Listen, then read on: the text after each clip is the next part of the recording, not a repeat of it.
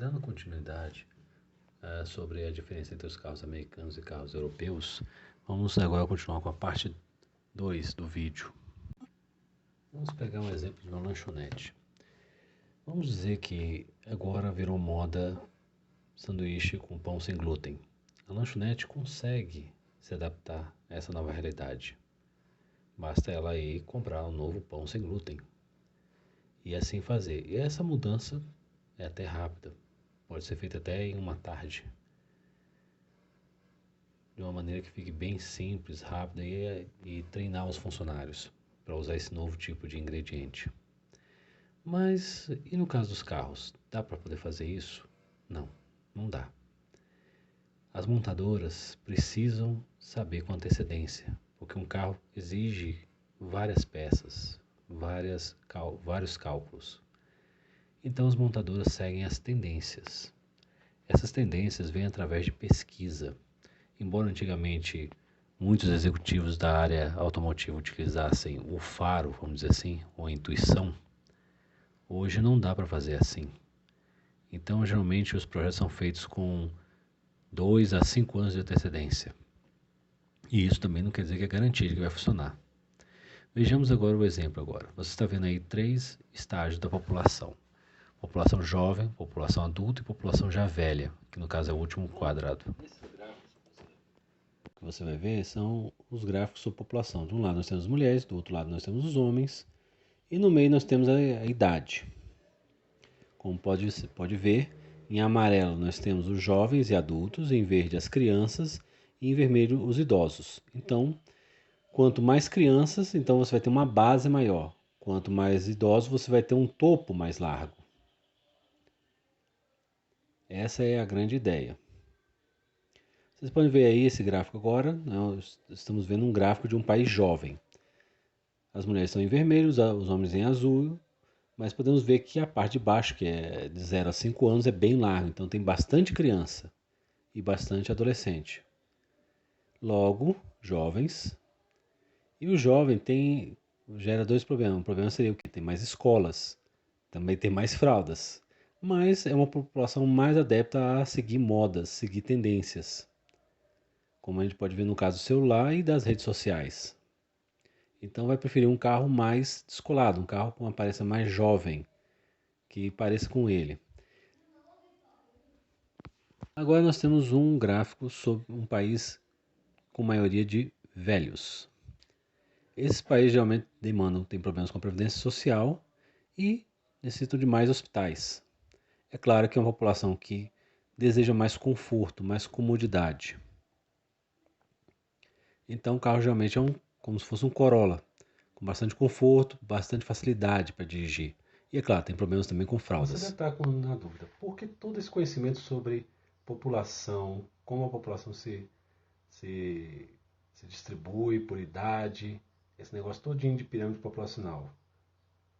Você deve estar se perguntando, o que diabos isso tem a ver? Nós já vamos explicar. Aqui nós temos a pirâmide populacional dos Estados Unidos no ano de 1950. Vocês podem ver esse buraco aqui, ela tem uma base grande, significa o quê?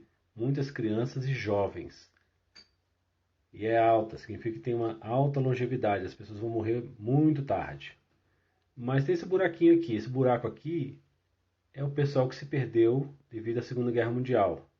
Mas como vocês podem ver, tem uma predominância de jovens. Espacial, nós temos aqui no design o rabo de peixe, as grades lembrando turbinas, foguetes, grades bem largas e um aspecto bem futurista para a época. Mas eram carros voltados para jovens, tanto como você pode ver nessa pintura, embora seja um carro mais moderno, mas na época era muito apreciado, lembrando fogo e também os grandes motores, os grandes carburadores. Nesse período houve o fenômeno do baby boomers, que é a grande quantidade de crianças. Então essas crianças iam virar os novos adolescentes nos próximos anos. Agora nós estamos em 1960. Vocês podem acompanhar que a população ainda continua crescendo, com bastante predominância de jovens. Nos anos 60 nós já vamos ter carros como que é o Pontiac GTO. Ele foi o primeiro muscle car. da história americana. Quem o criou foi justamente John DeLorean, o mesmo responsável pela DeLorean, aquele carro que aparece em De Volta para o Futuro. Aqui já é os anos 60, então ainda tem um motor grande, exatamente por conta da adolescência, né? Geralmente quem compra carro nessa época ainda são os homens, no sentido assim, são os que têm o domínio da decisão nessa época. São carros mais elegantes, mais retos, mas aqui também é uma questão também de material, para poder economizar e ser mais rápido de fazer. Ainda não tinha uma preocupação com a aerodinâmica nessa época. Agora nós vamos dar um salto dos anos 60 para os anos 90. Aqui a gente já percebe um estreitamento da base da pirâmide, quer dizer, menos crianças. Aquelas que eram crianças agora são o quê? São adultos. Aqui já tem uma necessidade maior de ser responsável com as decisões. E é a minivan. Este carro aqui no caso é um Honda, mas embora seja da Honda, ele foi fabricado nos Estados Unidos, visando o público norte-americano. Nessa época, quem toma a decisão da compra do carro já não é somente o homem. As mulheres também participam, inclusive até mães solteiras ou até mesmo mulheres que não casaram. Foi uma, digamos assim, uma igualdade entre os gêneros. Então esses carros precisavam ter o quê? Espaço. Eles não são uma perua porque eles não são baseados num carro sedã. Eles têm mais espaço, eles são mais altos, então eles permitem a entrada de objetos com um comprimento e volume maior. E eles são mais racionais, embora eles sejam um terror dos aficionados de carro, porque acham eles muito feios ou pouco criativos em ser formados. Aqui nós demos um salto no tempo, 2010, e podemos ver que a pirâmide populacional norte-americana está ficando reta, está deixando de ser pirâmide para virar quase que um retângulo. A gente tem as crianças estão diminuindo, o crescimento das crianças, e temos uma predominância maior de adultos. Nesse período aqui já há um movimento para o uso mais de carro compartilhado, de Uber, de bicicleta compartilhada, mas ainda existe um carro que está saindo muito nas vendas, que são os SUVs. Aqui eu tenho dois modelos da Jeep. Embora a Jeep está associada com aquele carro pequeno que faz trilhas off-road, esses carros aqui já são SUVs. Por quê? O entre-eixos deles é mais largo, eles têm uma altura do solo um pouco maior, mas não chega a ser tanto quanto num Jeep, para poder manter o conforto, senão a pessoa tem que praticamente usar uma escada para poder descer do carro, como vocês podem ver aqui, e meu filho agora está rindo aqui da história. São carros que têm maior conforto, semelhante a de um sedã, para que quem seja o motorista ou o dono do carro tenha mais conforto ao dirigir. Eles são mais altos, mais robustos para aguentar, no caso, estradas ruins e alguns tipos de off-road um pouco mais leves.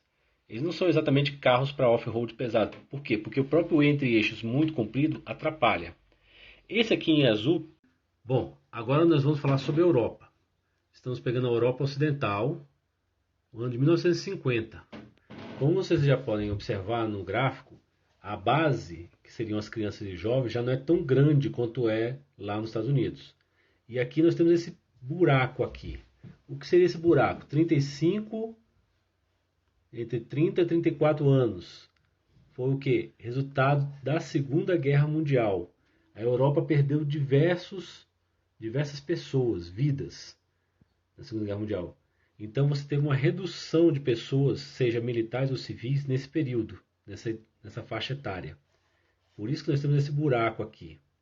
Mas como vocês podem ver, tanto criança quanto adulto estão mais ou menos equalizadas. Isso significa o quê? Que nós tivemos um tipo de carro, vamos ter uma população com um comportamento mais pragmático, mais racional nas suas escolhas. Então não vai haver tanta vontade por um carro com motor grande ou com aparência muito chamativa. Você vai ter carros mais desse tipo aqui, como o TL alemão da Volkswagen. Um carro mais ou menos para a classe média. Como vocês podem ver, embora essa miniatura seja extremamente bonita, bem feita, é claro que naquela época não tinha o pneu rebaixado.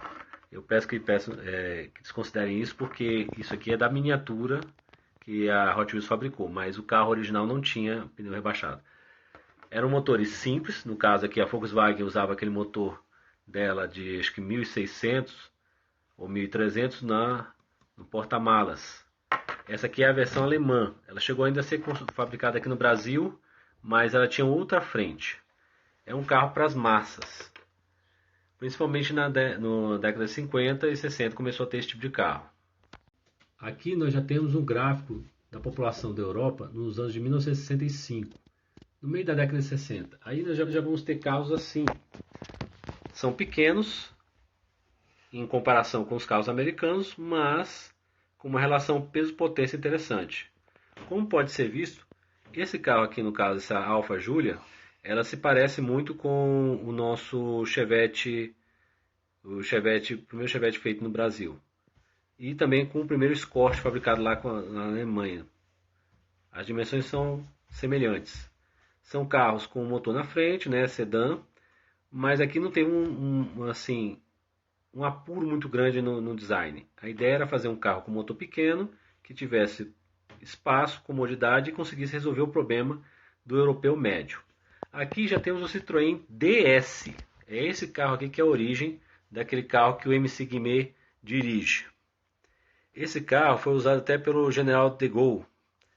Ele até escapou de um tiroteio usando esse carro. Esse carro levou tiro nas rodas de trás e ainda assim conseguiu correr até o hospital mais próximo para salvar a vida do presidente francês.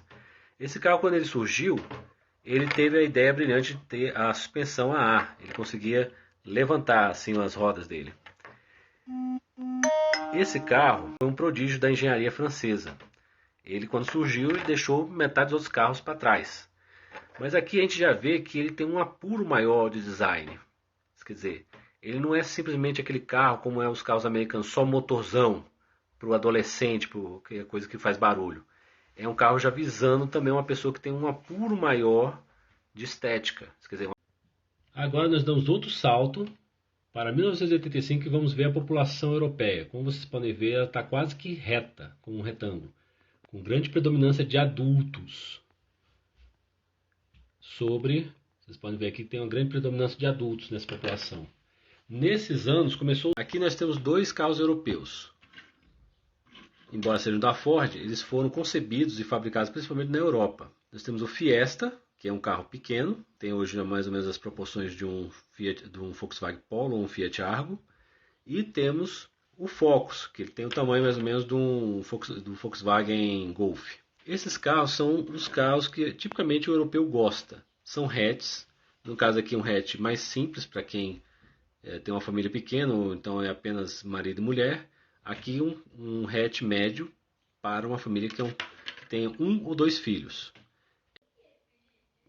Aqui nós temos a população da Europa em 2010. Como podem ver, o gráfico está cada vez mais retangular, quer dizer, poucos jovens, poucas crianças, muitos velhos.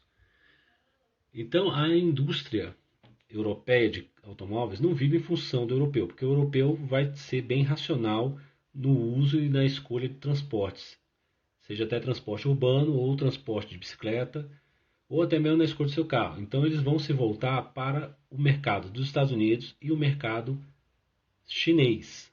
E qual é o carro que está fazendo sucesso nesses dois mercados?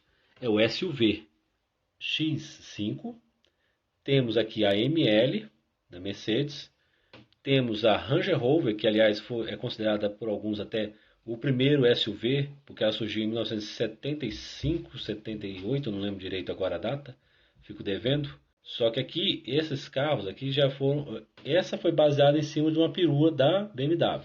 Esses dois aqui já são projetos visando mesmo um SUV com melhor qualidade. Aqui nós temos o Velar. Embora ele seja irmão do Range Rover aqui, seja da mesma empresa, aqui ele já tem uma concepção diferente. Aqui ele é feito para dar conforto e luxo. Embora esse Velar em especial, ele consegue, é um off-road médio. Mas a concepção dele é para ser um carro urbano, com bastante conforto, comodidades e como vou dizer, design. Ele já teve um design bem mais apurado, se você comparar com o Range Rover. O design dele é bem mais apurado.